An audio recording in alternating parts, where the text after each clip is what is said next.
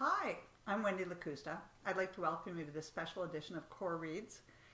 Today we're going to be doing like I said, a special edition that's based on our version of Canada Reads.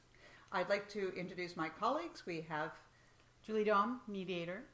Darsey, Meredith, writer. Leakey, I'm also a family mediator. and the idea for this session actually was Julie's idea. And so, Julie, can I ask you to talk a little bit about what we hope to do today? Thanks. So, as a voracious reader and viewer of Canada Reads, I was especially struck by last year. Well, first of all, I've always wanted to be a panelist and a defender of one of the books on Canada Reads. And last year, especially, we had some very impassioned defenders of books. And Jeannie Becker, there was actually quite an incident between Jeannie Becker and Julie Black on Canada Reads. And I thought that as professional dispute resolution people, that we could actually do a more consensus-based collaborative version of Canada Reads. We hope. It's up to you, Wendy. Right.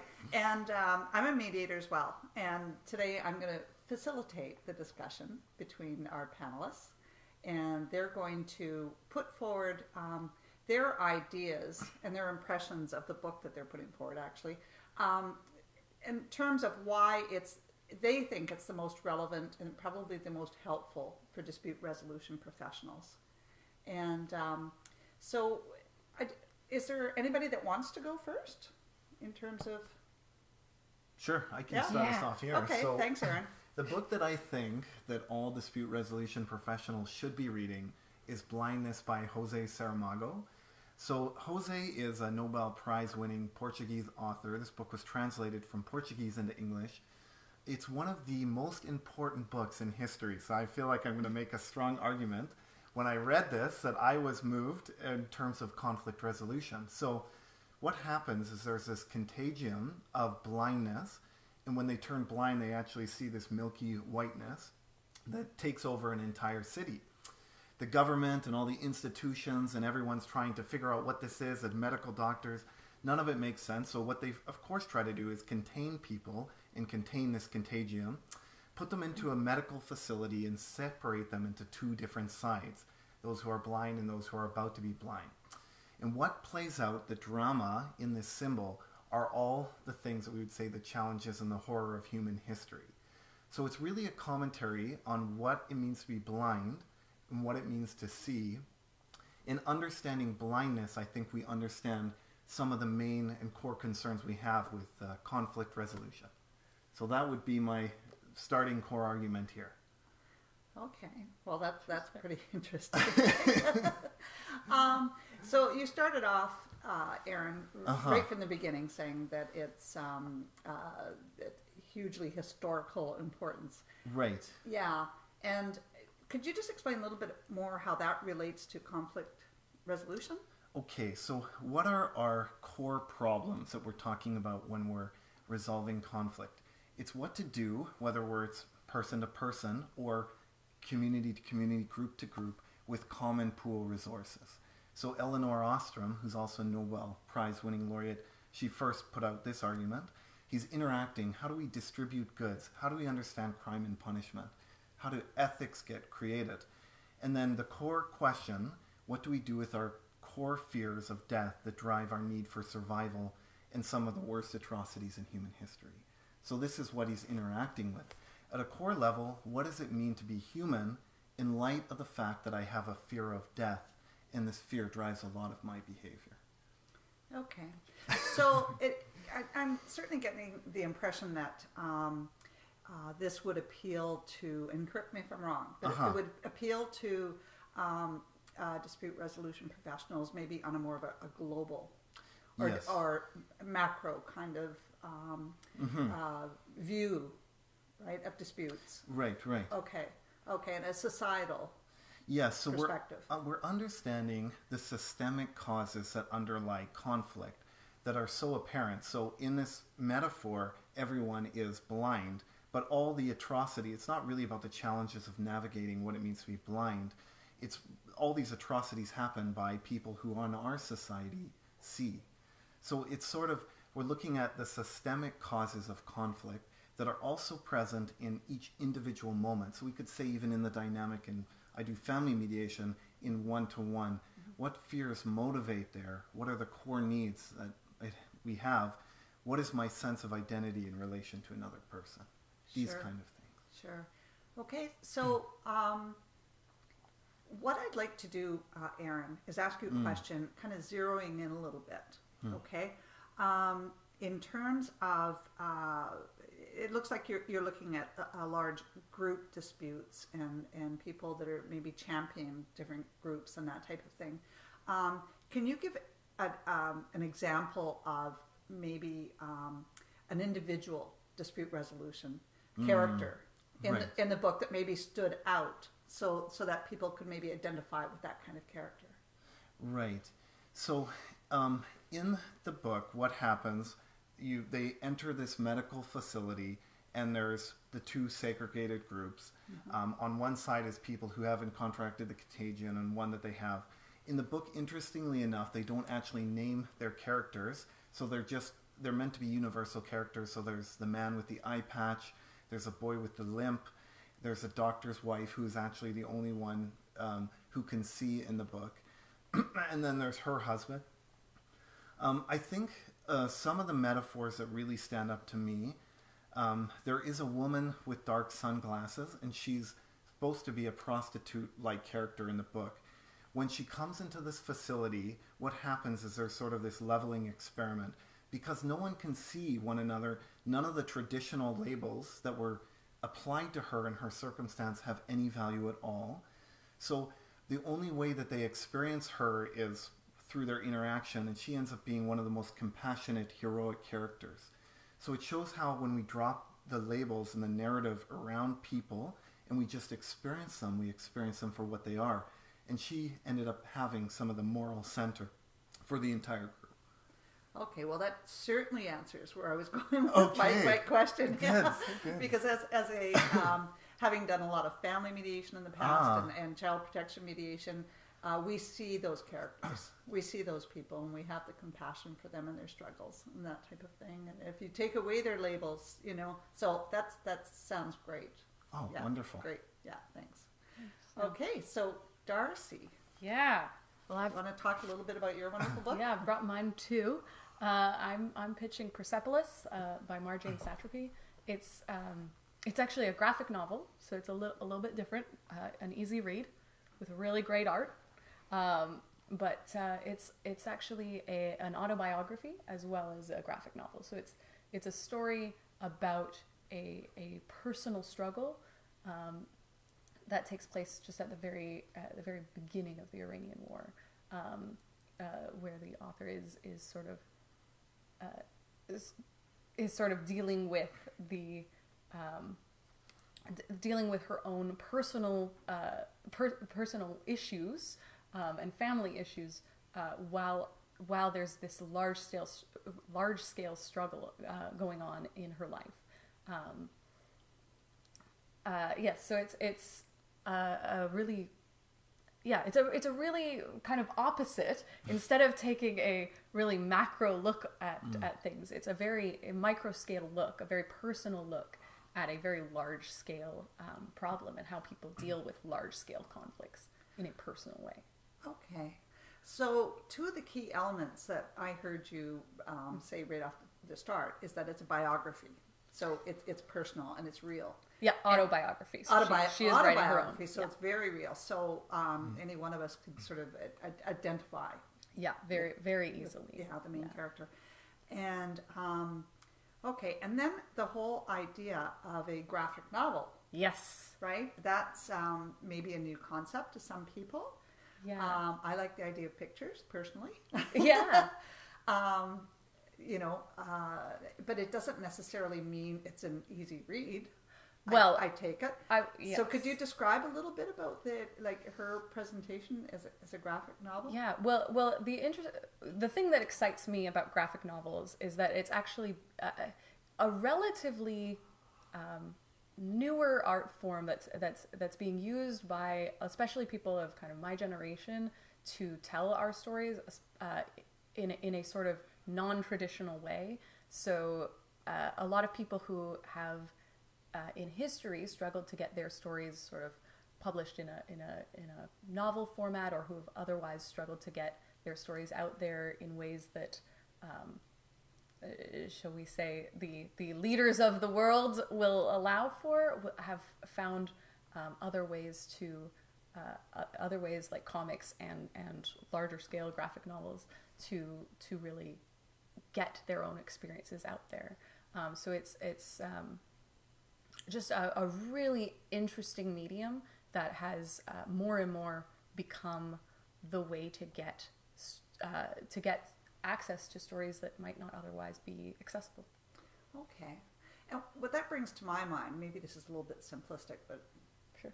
I think simplistically sometimes, on one hand, it takes you back to the caveman days where, like, you know, you're reading the illustrations on the cave walls that tells the whole story, or even going back to, a lot of cultures tell their stories through art and through pictures. Yeah.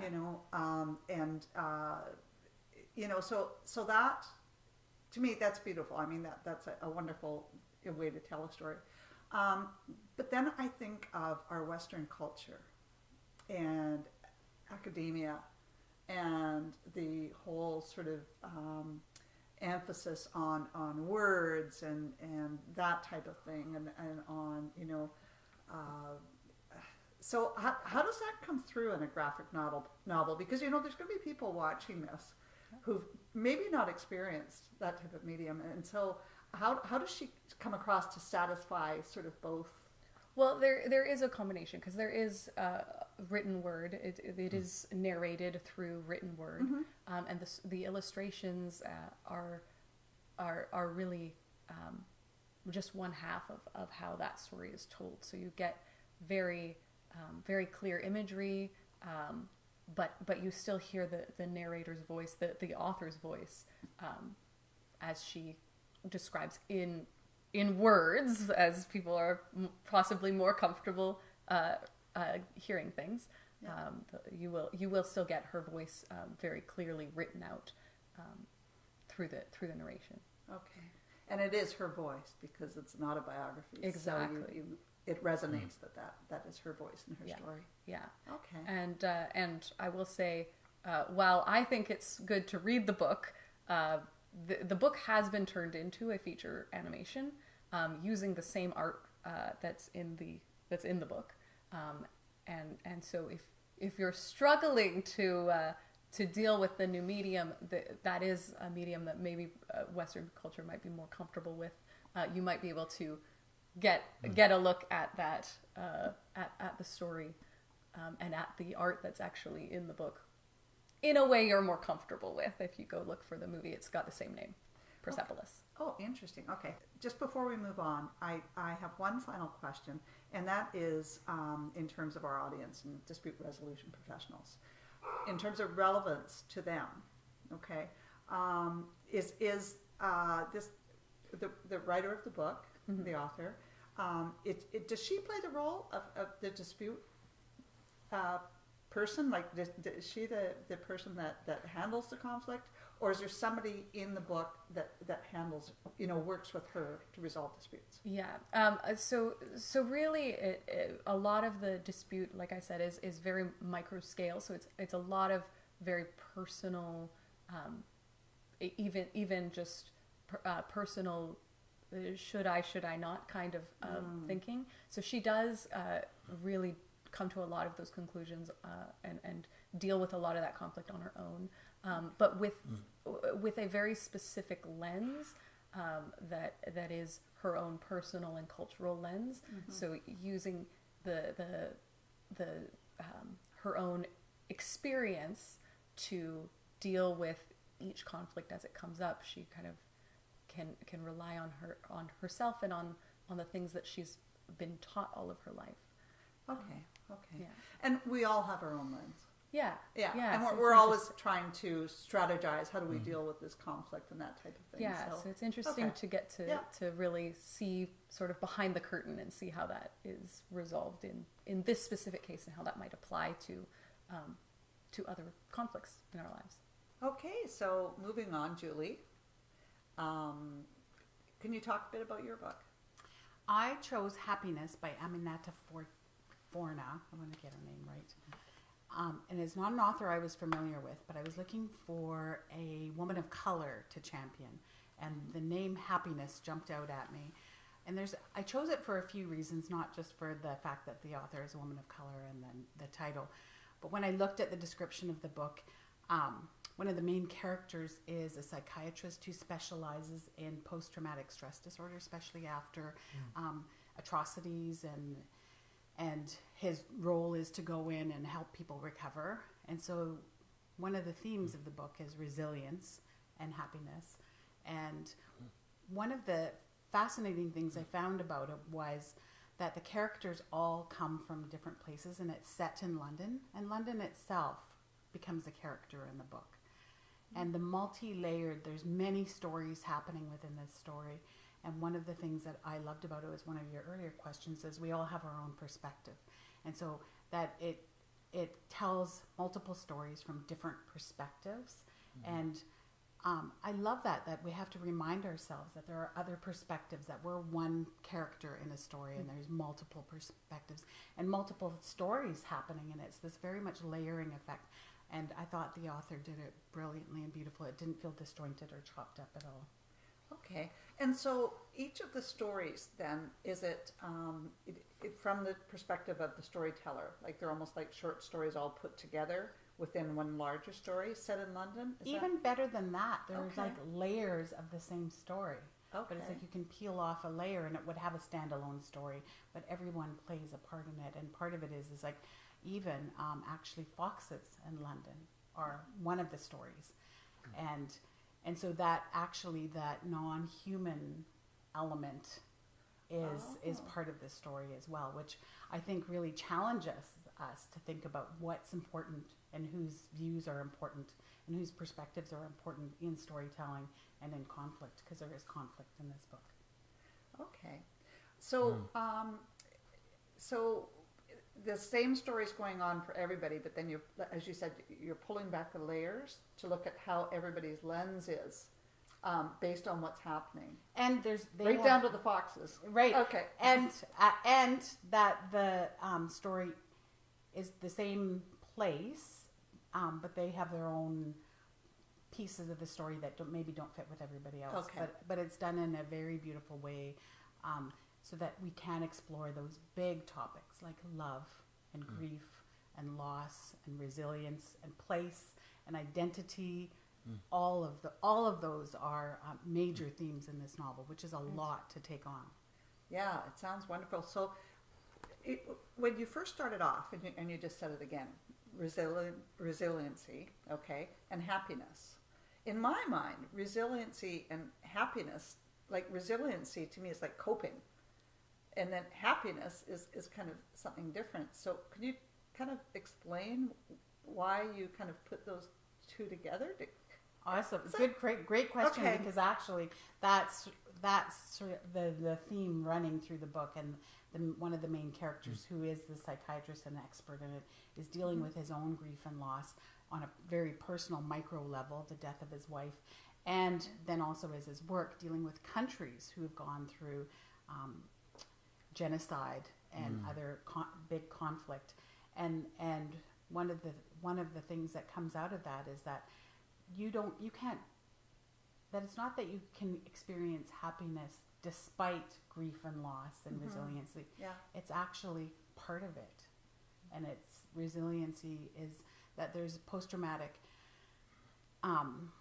effects that actually that highlight the beauty and joy of life, as well as feeling the sorrow and loss in it. Okay. Does that make sense? Well, yeah. I don't know. Part of what I kind of heard there was that maybe our expectations around happiness maybe are not necessarily, maybe we have some false expectations about what happiness is, and so maybe it gives us a different outlook or a different view in terms, so our expectations can be more realistic. Realistic, and the fact that loss and grief horrific acts of violence don't negate that. You're right, that they don't negate the happiness in life, and actually can lead you to a different. It's a transformative experience, which is why I really liked it, because I think real conflict actually does transform us and changes our expectations about what happens, what life is like after that conflict. Right, and that's kind of where I was going, because I mean, in working as a conflict professional, as I'm sure you've experienced, is that I will see people in circumstances and situations that are pretty horrific, and you know, sometimes it's humbling to me, because I think, boy, I've had some challenges in my life, but nothing like that. It just really brings you, and yet those people are happy. It really puts things into perspective, you know. And so is that in a way? It is that, I think, absolutely, like that you find a different meaning or purpose or understanding about what joy and happiness are in your life, and also helps you see that life isn't this either or proposition. It's either this or this. Like you're either going to be successful and happy, or it's going to fail and you're going to be miserable.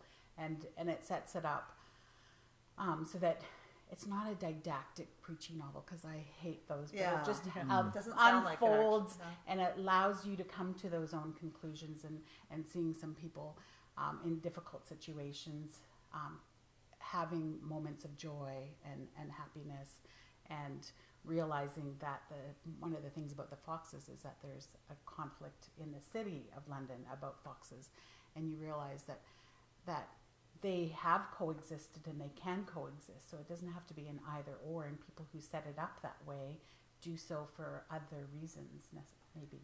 Okay. So before I get to the big question, I have one quick question about, again, our audience, dispute resolution professionals, in terms of relevance. It certainly sounds like there's a lot of conflict. So what would you say is probably the biggest thing that our viewing audience can take away from it in terms of conflict resolution? Again, it sounds like you're looking at a macro level, and you're looking at a very personal micro level. You're looking at all kinds of levels. I think the thing is the layering of the perspectives, and that you get to experience different stories and from different people's points of view, and even the city's point of view. So there's a whole story about immigration in there as well, and so and it all fits together, and it doesn't have to be this or that. It's that really understanding that there can be such a multitude of perspectives, and they all are deserving of attention and respect, and so I love that, and I think that's what dispute resolution professionals can take away from this novel. Excellent. Now here's the big question for me. Okay, not to diminish the human aspect. Okay, did the foxes find some happiness? That is important. That's important to me. Well, they had a very good champion, and I think even just like the question is, you know, what is happiness to a fox, right? I'm not sure. Okay.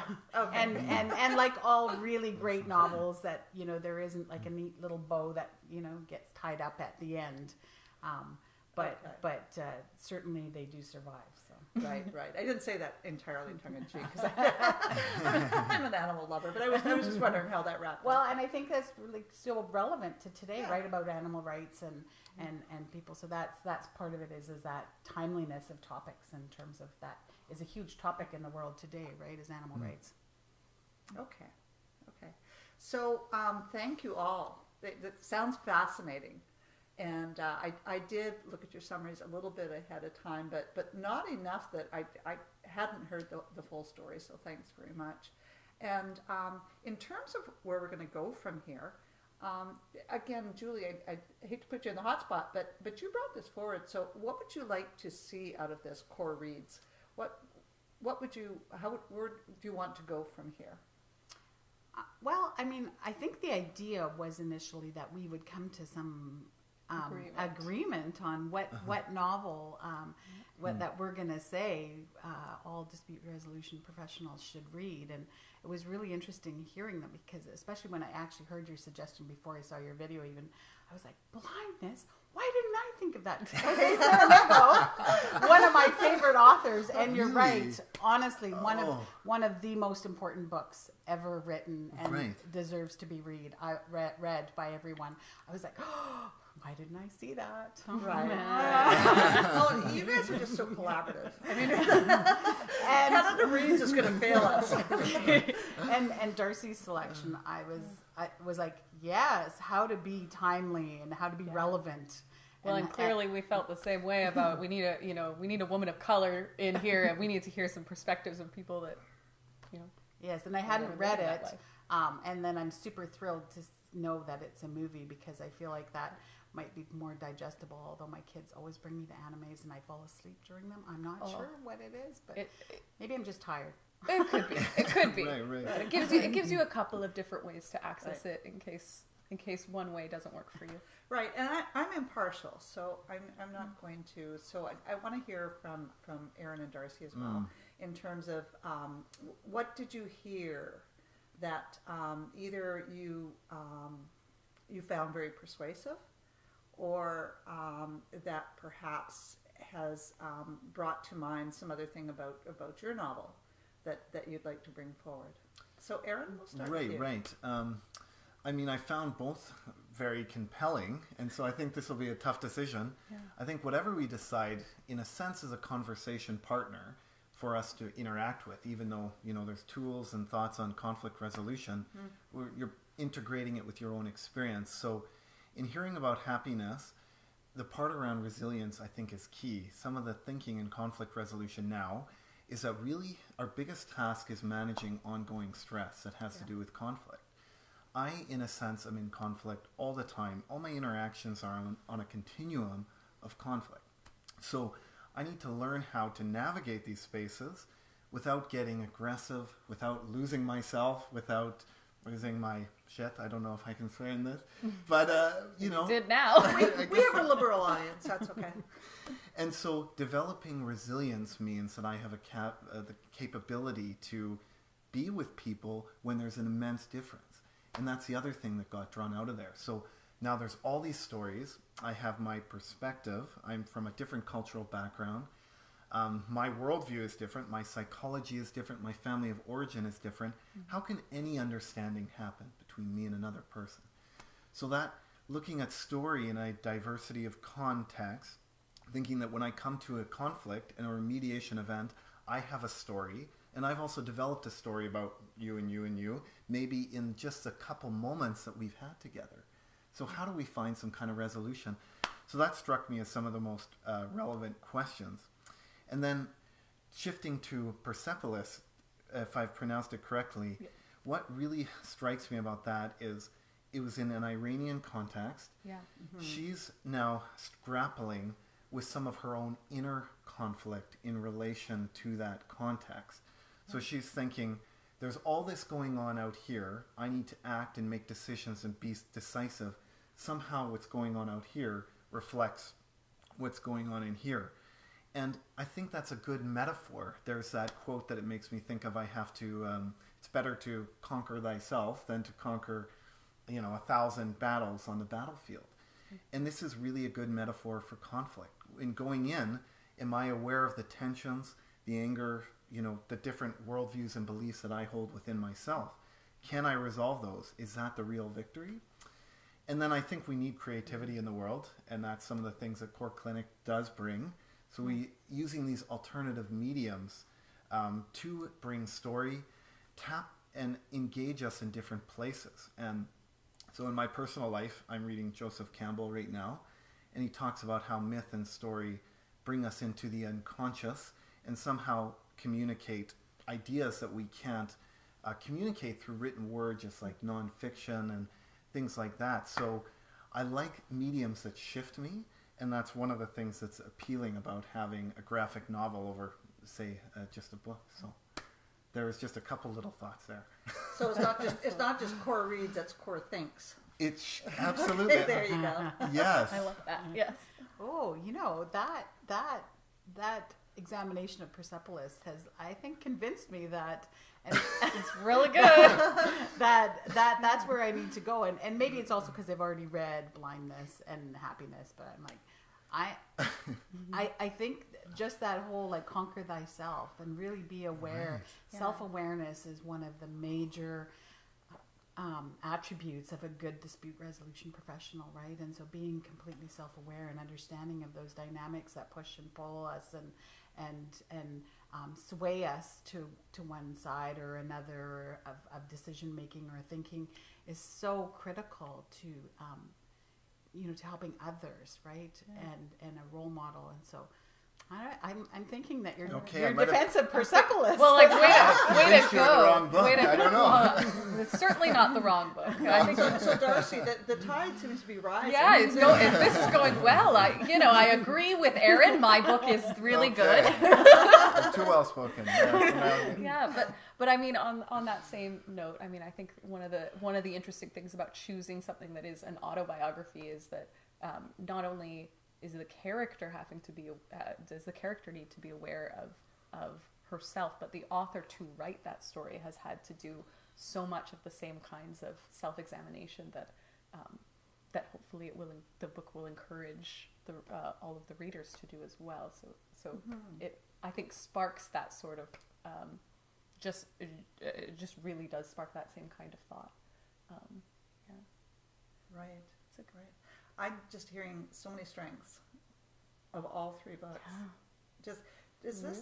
Does anybody else have any final words they would like to say? Do we take a vote? Is that?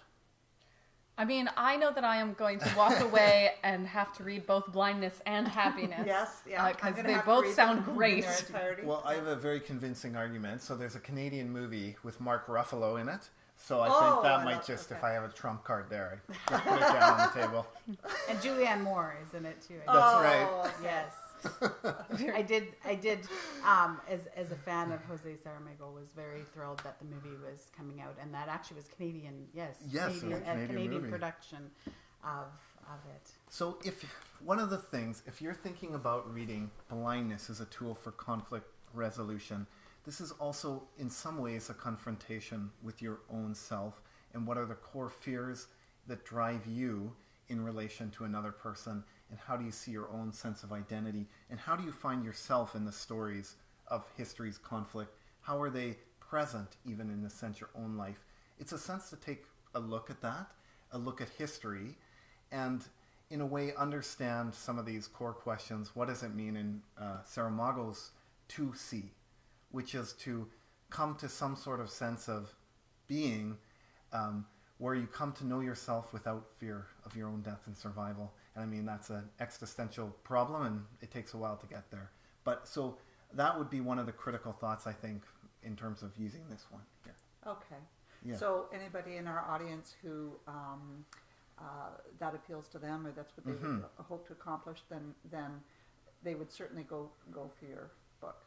Yes. Right? Okay. Dars? Well, I would say that if you'd like to challenge yourself to really examine conflict resolution through potentially a medium and a lens that you've never tried before, I highly recommend Persepolis. It's a valuable tool. The graphic novel is a valuable tool for examining conflict and examining personal story. So if you'd like to really challenge yourself to try something new, I think this is going to be the newest way of looking at it. Okay, that's excellent. And Julie, what would you say? I think if you want to have somebody show you different paths to taking different perspectives and trying on different lenses in a way that is not as challenging. I mean, I think as somebody who lives in Canada, that idea of setting in another country is kind of safer. It makes it less sort of threatening to me to look at perspectives that might be different from my own in somebody else's country and somebody else's space. So I think that is helpful. But somebody who really wants to examine also happiness and maybe redefine what is happiness and explore what what is happiness and why do we want it so badly, and how can we get there, and in view of the amount of conflict that is out in the world right now, is it possible? I would invite you to read Happiness. Okay, folks. So it's basically decision time. Okay, and I know that's going to be very, very hard. We're all collaborators, and so I'm going to start off asking some tough questions. Okay, part of working in dispute resolution, as we all know, is having an amazing ability to listen. And so I'd like to hear how you've listened to each other, okay? And I would like each of you to think about our audience interests, just to frame that. Our core audience, CoRe Reads audience, are there's everything from seasoned lawyers who do collaborative practices to mediators, to arbitrators, to people that are brand new, okay, who want to get into the profession. And so there's a very diverse group of people with a number of different interests, okay, that they're looking for. And, you know, I can certainly see the strengths in each of your arguments, okay, for your books that would meet our audience's interests. But I also would like to challenge you, okay? And I'd like you to challenge each other on how your books meet the interests of our audience. And so I'm going to ask each of you to pick somebody else's book and demonstrate how you did listen and what that book can meet our audience. What do you think that book can meet our audience's interests? Okay? So I can choose somebody. Sure. Or I can ask somebody if they would, if they'd like to go first. Pick somebody else's book, and you know, and talk about how you think that book will meet the needs and the interests of our audience. Well, do you care whose book we pick, or? I don't care whose book you pick. I think if you listen, you something's going to impress you. Well, I think for me, I mean, you're talking about how we have all these very, very different levels of experience and different, really perspectives that are coming into it. So I think really I think Happiness might be an interesting choice because it has all these different layers and almost different stories so that if someone struggles to really get sort of really understand one piece or one layer, there are several different entry points, so that I think everyone will be able to find at least a few layers or a few pieces that they really understood and that really drew them in. So I think that would be valuable for a group as large and varied as our CoRe Reads audience is. Okay, that's great. Yes, I could add to that as well. So if I were to talk about happiness, I'm thinking that one of the most important things that's happening for conflict resolution professionals, but also in our world and society today, is understanding how culture and story interacts with conflict.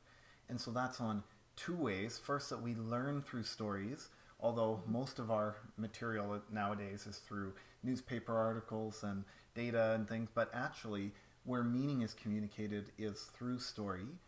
We create stories about our lives, so how I perceive, and I take mishmash of information here, and I bring and I make up a story.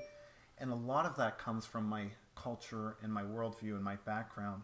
So one of our greatest needs as conflict resolution professionals is first to understand, I think, my own story and how I've created it, and then to be able to listen and create some kind of authentic listening, as you were mentioning earlier, around other people's stories. And then what comes out of that experience is something totally new that doesn't really meet any of our stories. And I think that's what we're talking about, maybe the conflict event or something. So it seems relevant. I was going to also make a couple comments on Persepolis as well, if I'm allowed. It just Okay. it just seems totally relevant to different generations to look at conflict through other mediums. And so there's other ways, and you'd have to do some critical thinking. I think the messages wouldn't be as overt and expressive, so you really have to take it and find yourself in that story. And so might be more engaging for younger people, for different generations. And I think we all need to first look at our own conflict styles, so that brings us back to that inner conflict before we're kind of trying to fix the world. So there's some argument to be made there. I concur. I was like, oh, you know, Jose, we were talking a bit on our break about about the brilliance of his writing, and also though the thinking about Persepolis is right, is conquer yourself first, and how good self-awareness is so critical, and managing that first, and then doing it through mediums that challenge maybe everybody in some ways, so that kind of evens the playing ground, I think. And especially given the diverse needs of our of our audience and our is though to welcome newcomers and to expand that field, I think is maybe not their interest, but certainly one of my interests, and so doing that in ways that invite other people to participate, people who may not consider mediation or alternative dispute resolution as work, to me that is really compelling. So I think that's why I would argue for Persepolis. Okay. So correct me if I'm wrong, but what I'm hearing here is Persepolis certainly has a vote, okay, and it sounds like Happiness, even though there was a lot of sort of collaborative talk about liking everybody's, I heard that Happiness really seemed to get 2 votes. Is that? I would say so. If I were to choose one over the other, I would choose Happiness. Yeah, I mean, I'd be, well, like I said earlier, I'm definitely going away and reading both Blindness and Happiness. I think, you know, Blindness obviously has a strong value with that really extended metaphor, which I mean, I just love extended metaphors. To be honest, that's just something I really enjoy. So that's exciting to me. But I think, Happiness to me seems like something that allows for a lot of kind of varied ins, so people can get in on it in different ways. So if I couldn't pick Persepolis, I'd be interested in reading Happiness. Okay. So as you know, Canada Reads tends to do a process where they vote somebody out, and then they decide between the final 2. And I don't feel comfortable doing that. I mean, I don't want to vote somebody off the couch today. So I'm going to put it to you folks. If you couldn't pick your own book, you've put forward what you think are the strengths for everybody else's books. If you couldn't pick your own book, which book would you put forward for our CoRe Reads audience? I would suggest Persepolis. Yeah, I think I said earlier, I would suggest Happiness. I think that's going to be a good one. I had a bit of an inner conflict around it, but I think I landed with Happiness as well. Yeah. Okay. So it sounds like the book that we're encouraging our CoRe Reads audience to read for the book session, book reading session, is Happiness. And we also want to encourage our CoRe audience to read the other 2 books. They sound fabulous, and they sound very relevant to conflict resolution. And so the CoRe is going to be setting up this session sometime in January, and there will be more information coming soon about when you can attend that. So as you all know, CoRe Reads gets a little competitive, a little combative at times. The Canada Reads. Or Canada Reads, I'm sorry, yes. And we're not necessarily there. Our inner child might be a bit competitive. As conflict resolution professionals, of course, we're very collaborative and very generous with our thoughts about everybody else's. But more important than that, I want to hear what you thought about this process. I was just giving my take on the struggle of trying to facilitate some competitive, some of a group of collaborative people. But what's your take on the process? Right. Well, I love sharing what I've read, and I think for me, reading is always an interaction. So bring it with other people and how they see and experience it too. So in some ways, I love sharing what I read.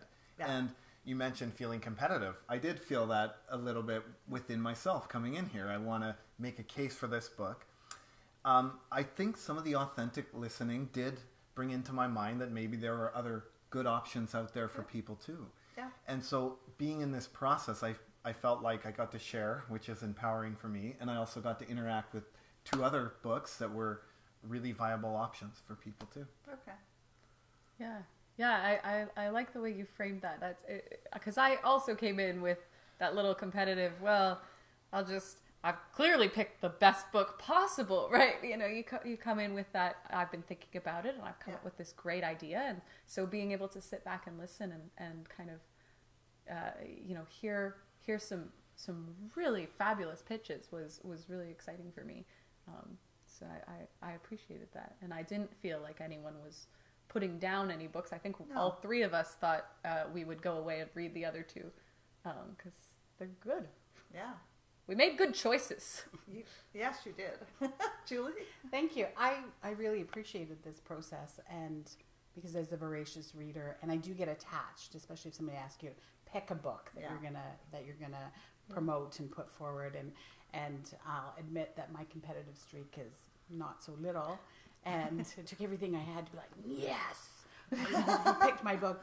But I did appreciate the really generous listening, and it makes such a difference. It really quiets that competitive monster in me when I do feel heard, and then when asked to add, champion other people's books, was that I thought, oh yeah, they do understand what, I was making sense of when I was talking about it. So I appreciate that very much, being heard and having the space and just the tone that you set really, made me realize that the competitive monster needs to stay down.